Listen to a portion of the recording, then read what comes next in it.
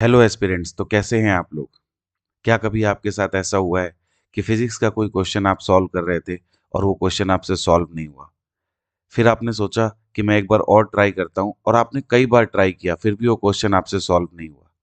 फिर आप अपने टीचर के पास वो क्वेश्चन डाउट में लेके गए और टीचर ने बड़ी ही आसानी से कुछ सेकंड्स के अंदर वो क्वेश्चन को सॉल्व कर दिया।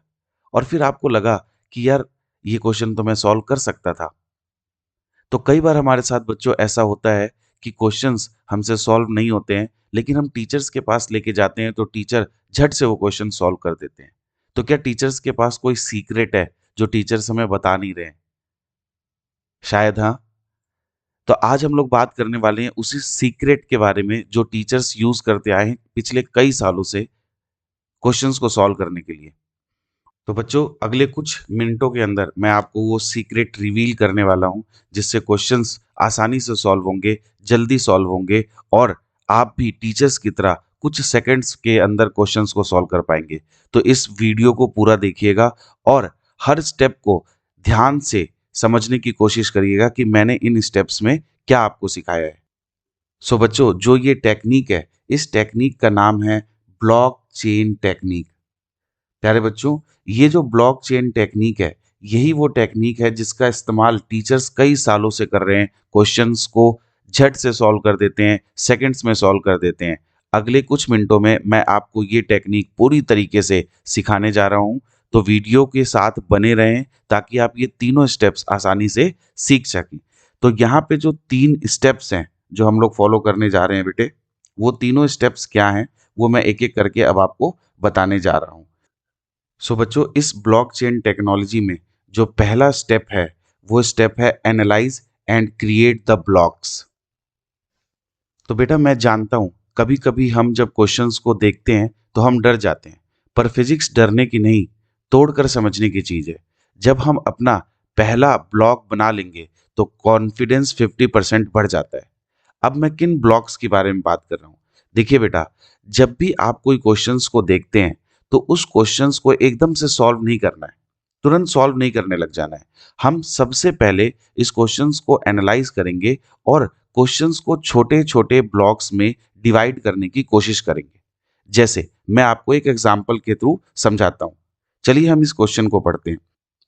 क्वेश्चन कह रहा है, अ dipole with two electric charges of 2 microcoulomb magnitude each with a separation distance of 0.5 micrometer is placed between the plates of a capacitor such that its axis is parallel to the electric field established between the plates. When a potential difference of 5 volt is applied, separation between the plate is 0.5 millimeter. If the dipole is rotated by 30 degree from the axis, it tends to realign in the direction due to the torque. So the value of torque is। तो बच्चों, अब इस questions के अंदर जो keywords हैं, उन keywords की हेल्प से हम लोग इन क्वेश्चंस को, इस क्वेश्चन को ब्लॉक के टर्म्स में ब्रेक करने वाले हैं। तो चलो कीवर्ड्स देखते हैं। पहले सबसे पहला कीवर्ड जो है बेटा, वो हमारे पास है इलेक्ट्रिक डाइपोल, है ना। एक इलेक्ट्रिक डाइपोल इसके अंदर कीवर्ड है। तो पहले मैं ये सारे लाइंस को मिटा लेता हूं और मैं आपको अब यहाँ पे दिखाता हूं कि कौन कौन से हमारे कीवर्ड्स हैं। पहला जो कीवर्ड है प्यारे बच्चों, इसके अंदर डाइपोल पहला कीवर्ड है ना। तो एक ब्लॉक में हम यहाँ पर इस ब्लॉक को हम लिख देते हैं इलेक्ट्रिक डाइपोल। तो ये ब्लॉक बात कर रहा है बेटा इलेक्ट्रिक डाइपोल की। तो पहला कीवर्ड हमारे पास आ गया इलेक्ट्रिक डाइपोल। दूसरा बेटा, two charges of magnitude each with the separation of this is placed between a plates of a capacitor। तो दूसरा कीवर्ड है बेटा प्लेट्स ऑफ कैपेसिटर, यानी कि ये क्वेश्चन हमें कैपेसिटर के बारे में सोचने के लिए मजबूर कर रहा है। तो दूसरा ब्लॉक हमारा हो गया capacitor. Such that its axis is parallel to the electric field between the plates. तो तीसरा ब्लॉक बेटा हमें इलेक्ट्रिक फील्ड के बारे में सोचने पे मजबूर कर रहा है कि कैपेसिटर के फील्ड जो होती है प्लेट्स के बीच में वो क्या होती है। When A potential difference of 5 volt is applied, इसका मतलब चौथा कीवर्ड यहाँ पे क्या है बेटा, पोटेंशियल डिफरेंस, है ना। तो चौथा कीवर्ड आ गया पोटेंशियल डिफरेंस। पोटेंशियल डिफरेंस ये हमारे एक ब्लॉक में चला गया। बिटवीन द प्लेट्स इज, अब देखो separation between the plates is 0.5 mm। If the dipole is rotated by 30 degree from the axis it align in the direction of torque.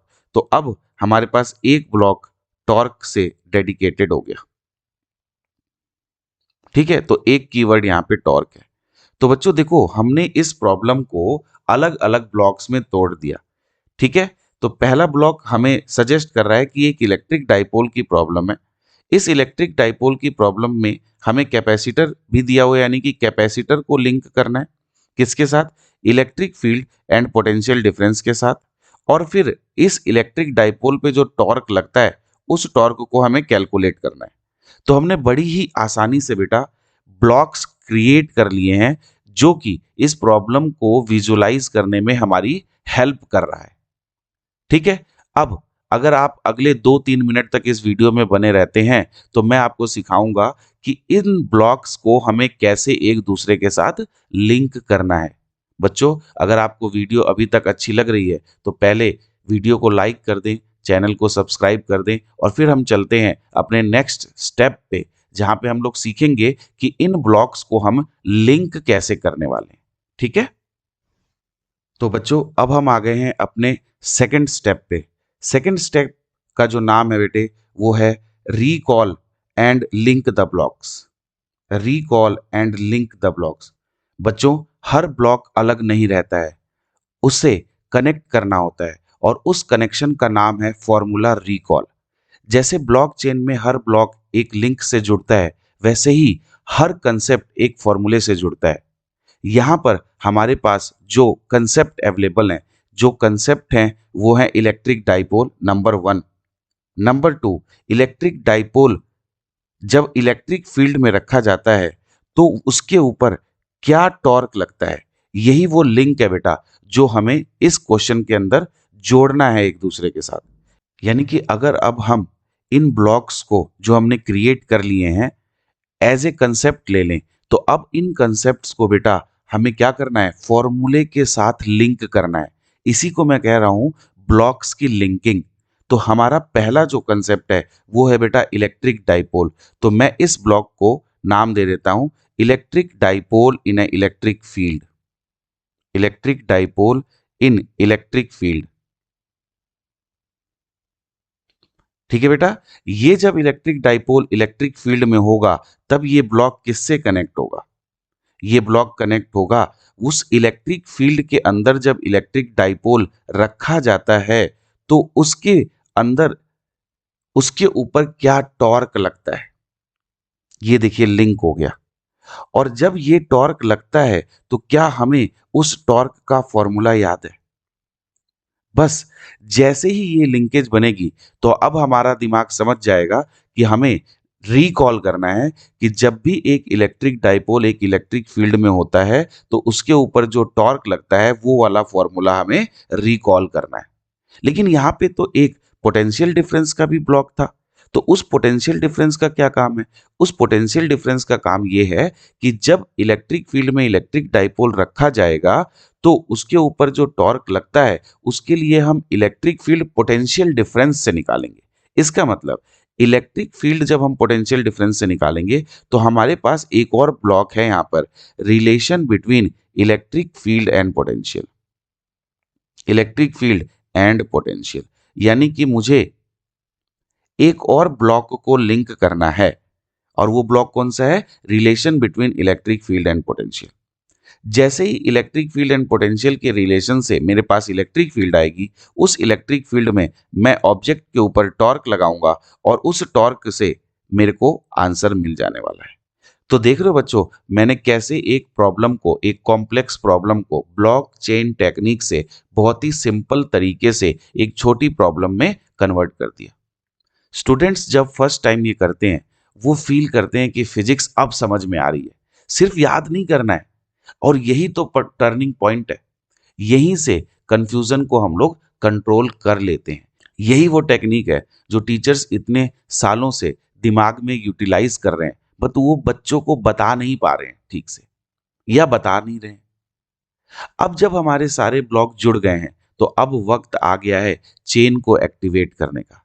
तो अब हम चलेंगे स्टेप नंबर 3 पे। अगले 2 से 3 मिनट में ये कॉम्प्लेक्स प्रॉब्लम जो कि जेई में आई थी, ये कॉम्प्लेक्स प्रॉब्लम हम अपनी ब्लॉकचेन टेक्निक से बहुत ही आसानी से सॉल्व कर लेंगे। प्यारे बच्चों, आपको देख के लग रहा है कि सर ये तो लंबा जा रहा है, ये तो भाई इतना आसान है, आप कह रहे थे सेकंड्स में सॉल्व करेंगे, लेकिन ये सारी जो ब्लॉक चेन्स हैं, ब्लॉक्स, इनकी चेन, इनकी लिंकिंग, सब आपके दिमाग में होने वाला है फ्यू सेकंड्स के अंदर। यहाँ पे तो आपको मैं समझाने के लिए इनको यूज कर रहा हूँ, इसलिए टाइम ज्यादा लग रहा है समझाने में। बट जब आप इनको यूज करोगे बेटा, तो फ्यू सेकंड्स के अंदर आप क्वेश्चंस को तुरंत तोड़ोगे ब्लॉक्स में, ब्लॉक्स को लिंक करोगे और फिर लिंक से वो चेन बनेगी जो चेन आपको आपके आंसर तक लेके जाएगी। ठीक है, तो अब हम अगले कुछ मिनटों में समझने वाले हैं कि ब्लॉक्स को लिंक करके चेन कैसे तैयार होगी और प्रॉब्लम कैसे सॉल्व होगा। तो चलते हैं अपने थर्ड स्टेप पे। तो प्यारे बच्चों, अब जब सारे ब्लॉक्स फॉर्मूले के साथ लिंक हो गए हैं, कनेक्ट हो गए हैं, अब आपके पास एक चेन बन गई है ना? अब हमें बस एक काम करना है, फ्लो के साथ इसे सॉल्व करना है। तो देखिए बेटा, जो डेटा क्वेश्चन में दिया था, मैंने यहाँ पे वो डेटा नोट कर लिया है। अब मैं आपको सिखाता हूँ कि चेन कैसे बनाना है। तो सबसे पहले जो हमारे पास ब्लॉक था, वो था बेटा इलेक्ट्रिक फील्ड एंड पोटेंशियल का लिंक। तो बेटा इलेक्ट्रिक फील्ड एंड पोटेंशियल में जो रिलेशन होता है, वो होता है E is equal to D V by D R. तो हम यहाँ पर V बाई आर लिख सकते हैं। V की वैल्यू है बेटा 5 वोल्ट और R की वैल्यू है 0.5 मिलीमीटर। तो 5 इंटू 10⁻⁻⁴ लिख दूं, तो यहाँ से बेटा मेरे पास इलेक्ट्रिक फील्ड आ गई 10⁻⁴ वोल्ट पर मीटर। ये हमारा पहला जो ब्लॉक है वो हमारा तैयार हो गया। तो यहाँ से बेटे मैं यहाँ पे लिख रहा हूँ, पहले ब्लॉक में इलेक्ट्रिक फील्ड आ चुकी है 10⁻⁴ वोल्ट। अब मुझे इसे कनेक्ट करना है आगे, है ना? इलेक्ट्रिक फील्ड को कनेक्ट करना है आगे डाइपोल के साथ। तो पहले मैं डाइपोल मोमेंट निकाल लेता हूँ। डाइपोल मोमेंट होता है बेटा Q into distance between the dipole, वो दिया हुआ है 2 माइक्रो कुलाम इंटू डिस्टेंस कितना है बेटा 0.5 माइक्रोमीटर, है ना? 0.5 माइक्रोमीटर। तो 5 इंटू 10⁻⁻⁷ आ जाएगा। तो डाइपोल मोमेंट की वैल्यू आ गई बेटा 10 इंटू 10⁻⁻13। तो बेसिकली लिख सकता हूं मैं 10⁻⁻12। और क्योंकि चार्ज इंटू डिस्टेंस है तो कुलाम मीटर लिख सकता हूं। तो सेकंड ब्लॉक बेटा मेरा कंफर्म हो चुका है, जिसमें मैंने डाइपोल मोमेंट निकाल लिया है। तो मेरे पास P आ गया है और E आ गया है। थर्ड, इसे जोड़ना है टॉर्क के साथ बेटा। तो टॉर्क के साथ जब मैं जोड़ूंगा तो टॉर्क का फॉर्मूला क्या होता है? टॉर्क का फॉर्मूला होता है बेटा PE sine theta. PE sine theta. तो अब जैसे ही मुझे याद आया कि टॉर्क का फॉर्मूला होता है PE साइन थीटा, तो मैंने इसको थर्ड ब्लॉक के साथ लिख दिया। थर्ड ब्लॉक में मैंने लिख दिया टॉर्क और टॉर्क की वैल्यू लिखी PE साइन थीटा। जैसे ही मुझे ये पता चला तो मुझे अब थीटा चाहिए, तो मुझे लिंक को एक और एंगल पे जाना पड़ेगा और थीटा निकालना पड़ेगा। थीटा इस क्वेश्चन में 30 डिग्री दिया है, तो मैं लिख दूंगा 30 डिग्री। जैसे ही बेटा आपको थीटा पता चला, अब अपने चेन को आप कंप्लीट कर सकते हैं और यहां से आपको आंसर मिलने वाला है। आप टॉर्क की वैल्यू लिखेंगे P की वैल्यू है 10⁻⁻12, E की वैल्यू है कितनी हमने निकाली 10⁻⁴, और साइन थीटा की वैल्यू कितनी होगी बेटे 1/2। तो यहाँ से हम लोग लिख सकते हैं कितना 1/2 इंटू 10⁻⁻8 या 0.5 इंटू 10⁻⁻8 न्यूटन मीटर, है ना? तो अब हमारे पास ये फॉर्मूला आ गया बेटा, किस चीज का? आंसर आ गया है अब टॉर्क का। तो हमने देखिए कितनी आसानी से एक कॉम्प्लेक्स प्रॉब्लम को एक ब्लॉक में तोड़ा, पहले ब्लॉक्स में तोड़ा, फिर ब्लॉक को लिंक किया और उस लिंक के साथ हमने एक चेन बनाया, जिस चेन ने बहुत ही आसानी से एक फ्लॉलेस तरीके से हमें आंसर तक पहुंचा दिया। तो बच्चों, इस तरीके से हम इस ब्लॉकचेन टेक्निक का यूज कर सकते हैं फिजिक्स के किसी भी क्वेश्चन में। आप किसी भी लेवल पे तैयारी कर रहे हो, आप आसानी से इस तरीके से प्रॉब्लम को तोड़ के और सॉल्व कर सकते हो। अगर आपको ये वीडियो पसंद आई है तो इस वीडियो को लाइक करें, चैनल को सब्सक्राइब करें, अपने दोस्तों को भी आप ये शेयर कर सकते हैं। अगली वीडियो में मैं आपके लिए लेके आ रहा हूँ कंप्लीट स्ट्रेटजी कि किस तरीके से हम अगले 3 महीने के अंदर जेई को क्रैक कर सकते हैं। अगर आपको वो वीडियो मिस नहीं करनी है तो बेल आइकन दबाएं ताकि नोटिफिकेशन सबसे पहले आपके पास पहुंचे। Have a great day. Thank you.